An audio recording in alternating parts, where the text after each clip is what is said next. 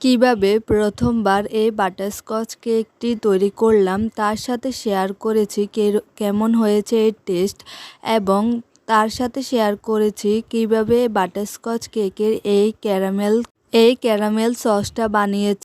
আজকের ভিডিওটি সম্পূর্ণ দেখলে আপনিও এই বাটারস্কচ কেকটি বাসায় তৈরি করতে পারবেন। যারা একেবারেই নতুন বেকিংয়ে তারাও বানাতে পারবেন। আশা করি সম্পূর্ণ ভিডিওটা দেখবেন। তো এখানে আমি প্রথমে নিয়েছি একটি শুকনো বাটি, তার মধ্যে একটা চালনি দিয়ে শুকনো উপকরণগুলো ছেলে নেব। প্রথমে নিয়ে নিব হাফ কাপ ময়দাটা আপনারা যখন নেবেন তখন চেষ্টা করবেন একটু ঝেড়ে নেওয়ার জন্য, আর একটা স্কেল বা কোনো কিছুর দ্বারা সমানভাবে নেওয়ার চেষ্টা করবেন। এতে কি হবে, ময়দার পরিমাণ বেশি আসবে না, বা যে কোনো কিছুই মাপার সময় আপনারা ভিডিওতে দেখানো প্রসেসে করবেন, তাহলে কি হবে, ময়দা বা কর্নফ্লাওয়ার এগুলোর পরিমাণ বেশি হবে না এবং কেকটা শক্ত হবে না, কেকটা সফট হবে। উপকরণ ঠিক মতো থাকলে আপনার কেকটা সফট এবং ফ্লাফি হতে বাধ্য। তাই আমি যেভাবে বলেছি ময়দাটা একটু ঝেড়ে বা যে কোনো জিনিস ঝেড়ে নেবেন এবং একটি স্কেল দিয়ে সমান পরিমাপে মেপে নেবেন। তারপরে এখানে নিয়েছি 1 টেবিল স্পুন কর্নফ্লাওয়ারটাও আমি সেম প্রসেসে নিয়েছি, আপনারাও এইভাবে নেবেন আশা করি। তারপরে এখানে দিয়ে নিব half table spoon baking powder. Butterscotch কেকটা সাধারণত ভ্যানিলা স্পঞ্জ কেকের বেসে হয়। আর এখন আমি শুকনো উপকরণগুলো একসাথে ছেলে নিব ভালোভাবে। আর শুকনো উপকরণগুলো ছেলে একটা স্প্যাচুলার দিয়ে সবগুলো একসাথে মিক্স করে নিব।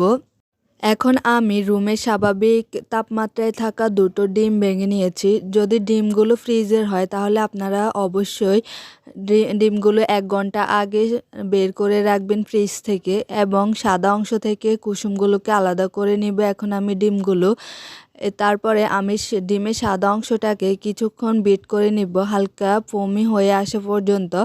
এটা করবেন কেন এখন তা বলি।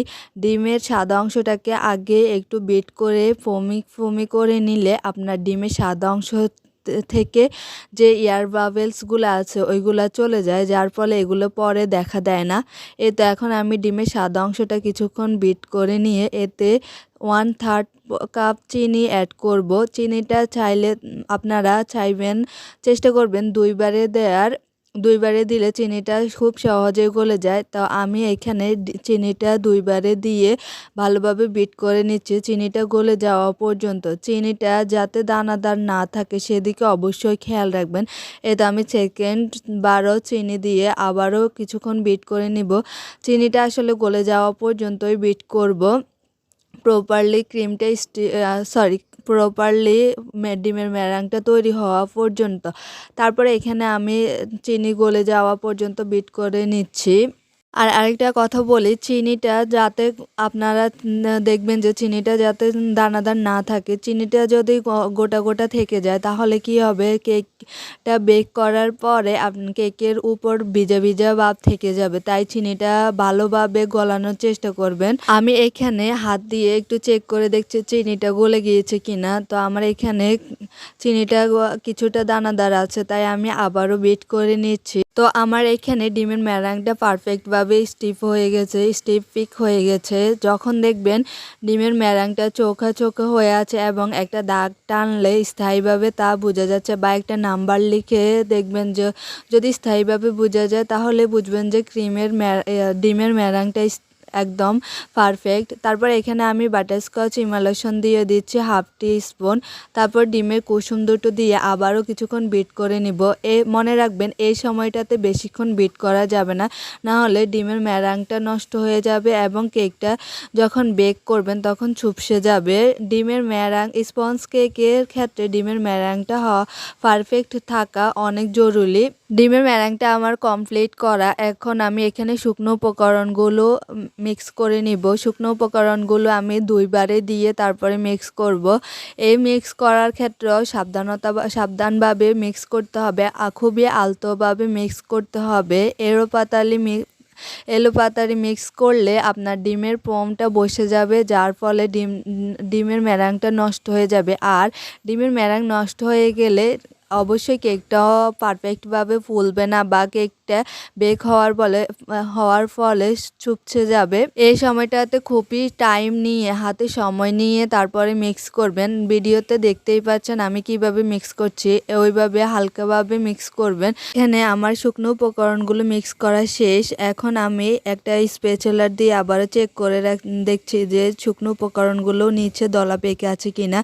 স্প্যাচুলার দিয়েও মিক্স করার সময় আপনারা এটা খেয়াল রাখবেন যাতে একটু ঘুরিয়ে মিক্স করতে, যাতে ডিমের রঙটা নষ্ট না হয় ওইদিকে খেয়াল রাখবেন। এখন আমি একটা 6 ইঞ্চি একটা হাইট মোল্ডে বেক করবো এটা। তার জন্য মোল্ডটা নিয়ে নিচ্ছি। মোল্ডে একটা বেকিং পেপার দিয়ে তারপরে আমি কেকটাকে দিয়ে দিব। আপনারা চাইলে নিচে তেল দিয়ে নিতে পারেন, আমি দিইনি, এটা অপশনাল।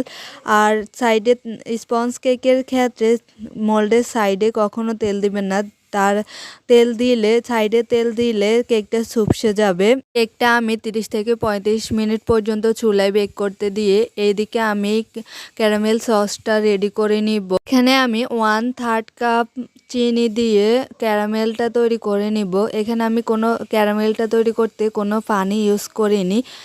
এখানে চিনিটা দিয়ে প্রথমেই নাড়বেন না, প্রথমে চিনিটাকে একটু গলতে দিবেন, না হলে চিনিটা দলা পেকে যাবে। তো আমি এখানে চিনিটা কিছুক্ষণ গলতে দিয়ে তারপরে একটা স্প্যাচুলার দিয়ে নেড়ে নিচ্ছি। চিনিটা যখন কিছুটা গলে আসছিল, না হলে আবার চিনিটা লেগে যাবে বা পুড়ে যাওয়ার সম্ভাবনা আছে। তারপরে এই সময়টাতে নাড়লে দেখা যায় ক্যারামেলটা একদিকে বেশি কালার আর অন্যদিকে বেশি হালকা কালার হয়ে যাওয়ার সম্ভাবনা থাকে। তো আমি এখন নেড়ে ক্যারামেলটা তৈরি করে নিচ্ছি। ক্যারামেলটা আমি এখানে বেশিক্ষণ জাল করব না, কিছুটা লালচে ভাব চলে আসলে এখানে আমি অ্যাড করে দেব 1/2 কাপ হুইপ ক্রিম। ক্রিমটাকে আমি অনেকক্ষণ আগেই ফ্রিজ থেকে বের করে নিয়ে একদম বরফ ঠান্ডাটা ছাড়িয়ে নিয়েছি। আর এখানে ক্রিমটা দেওয়ার সাথে সাথে চিনিটা ক্যারামেলটা জমাট বেঁধে যাবে, এই ক্ষেত্রে টেনশন করার কিছুই নেই। এটা আস্তে আস্তে আবারও গলে আবারও ঠিক হয়ে যাবে। তো আমি এখানে ক্রিমটা দিয়ে ক্যারামেলটা আবারও কিছুক্ষণ জাল করে নিচ্ছি। এই তো দেখুন ক্যারামেলগুলো গলে আবারও ঠিক হয়ে গেছে। এখন আমি এখানে 2 টেবিল চামচ বাটার অ্যাড করে দিব। এখন ক্যারামেল সসটা নামিয়ে নিচ্ছি। দেখুন এই পর্যায়ে ঠিক এই ঘনত্বে আপনারা ক্যারামেল সসটা নামিয়ে নেবেন। ঠান্ডা হলে এটা আরও ঘন হয়ে যাবে। তো আমি এখন একটা বাটিতে নিয়ে নিচ্ছি। দেখুন ক্যারামেল সসটা কতটাই সিল্কি এবং কতটা স্মুথ।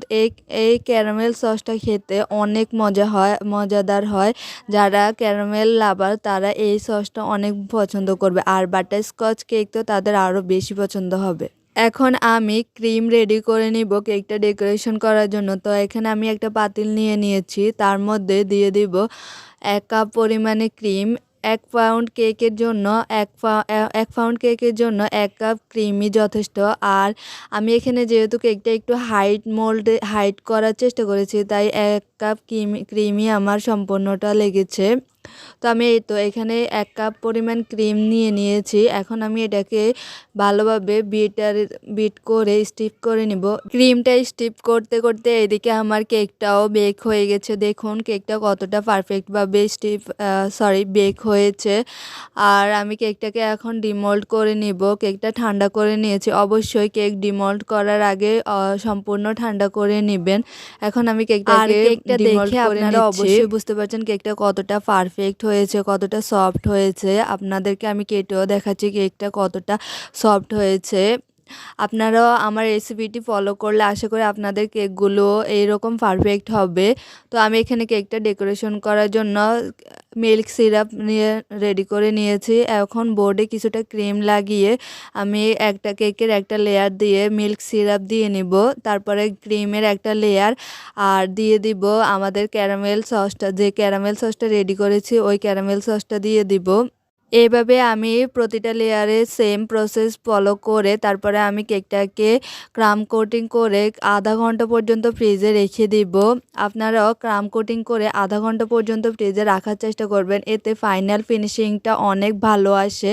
এই টেকনিক যারা বলেন যে ফাইনাল ফিনিশিংটা ভালো আসে না, তারা ভালোভাবে কেকটাকে ক্রাম কোটিং করে তারপরে ফাইনাল ফিনিশিং দিবেন, দেখবেন যে আপনাদের ফিনিশিংটা অনেক ভালো আসবে। আর যারা নতুন আছেন তারা এইভাবে পাইপিং ব্যাগে ক্রিম নিয়ে তারপরে কেকের চারপাশে দিয়ে তারপরে ফাইনাল ফিনিশিংটা দিবেন, দেখবেন যে ফিনিশিংটা একবারেই অনেক ভালো আসে। আপনারা এইভাবে ট্রাই করে দেখবেন, দেখবেন যে অনেক ভালো একটা মানে এইভাবে দিলে অনেক ভালো ফিনিশিং আসে। আপনারা বাসায় এই প্রসেসটা ট্রাই করে দেখবেন। তো এখানে আমি কেকটাকে ফাইনাল ফিনিশিং দিয়ে নিচ্ছি। এখন আমি এখানে একটা স্পাইরাল ডিজাইন করে নিব। কেকটা যেহেতু আমি বাসায় খাওয়ার জন্য বানিয়েছি, তাই আমি এখানে বেশি কোনো ডেকোরেশন করিনি। জাস্ট এই ডিজাইনটা আসলে অনেকেই করেছে, আমি এই লাস্ট হয়তো আমি করছি।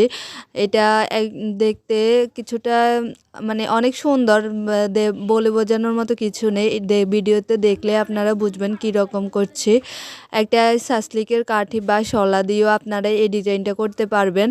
তো আমি এখানে পুরোটা কেকে স্পাইরাল দিয়ে তারপর হচ্ছে সাইডেও ডিপিং দিয়ে দিব। যেহেতু আমি এখানে কোনো ডেকোরেশনই রাখিনি, তাই আমি ক্যারামেল সসটা বেঁচে গিয়েছিল, তাই সাইডে ডেকোরেশন করে দিয়েছি। আর আমি এখানে কেকের যে প্রানিলটা আছে, বাটারস্কচ কেকের যে প্রানিলটা আছে ওইটা আমি ইউজ করি নাই, কারণ আমার হাতের কাছে বাদাম ছিল না। ইনশাল্লাহ নেক্সট কোনো ভিডিওতে আবারও ওই প্রানিল সহকারে আবার নেক্সট এই বাটারস্কচের রেসিপিটা শেয়ার করব। এটা যেহেতু আমি প্রথমবার তৈরি করেছি, তাই একটু চেষ্টা করে দেখলাম আর কি কেমন হয়।